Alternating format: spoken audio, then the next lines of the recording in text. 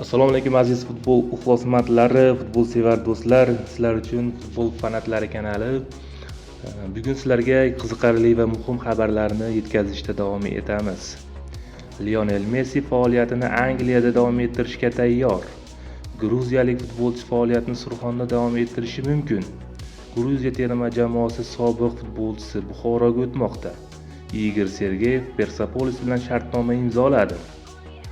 Endi to'liq xabarlarga o'tamiz. Lionel Messi faoliyatini Angliyada davom ettirishi mumkin. Bu haqda Fichero xabar bermoqda. Manbaga ko'ra, Leoning xizmatlariga Liverpool qiziqish bildirmoqda. Qizillar Misda mavsumlararo tanaffus davom etayotgan bir paytda hujumchini qisqa muddatli ijara asosida jamoaga qo'shib olishni rejalashtirmoqda. Lionel Messi Inter Miami safida 2023-yildan buyon top tepib keladi. Uning klub bilan shartnomasi 2028-yil 31-dekabrgacha amal qiladi.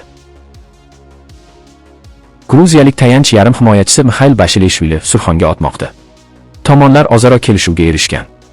Bu haqda Tolibjon Qosimov o'zining kanalida ma'lum qildi. Gruziyalik yarim himoyachi 2025-yil Gruziya chempionatida 22 ta uchrashuvda maydonga tushib, 5 ta gol urgan va bitta assist qayd etgan. Transfermarkt nashri futbolchini 100 ming yevroga baholagan. Gruziyalik Nika Kachavara faoliyatini yurtimizda davom ettirishi mumkin. Deyarli 2 metr bo'lgan hujumchi yangi mavsumni Buxoroda o'tkazishi mumkin. Ma'lumot uchun, 31 yoshli hujumchi Gruziya terma jamoasining sobiq hujumchisi hisoblanadi. U terma jamoa safida 24 ta bahsda maydonga tushib, 3 ta gol urgan va yana 2 ta golga assistlik qilgan.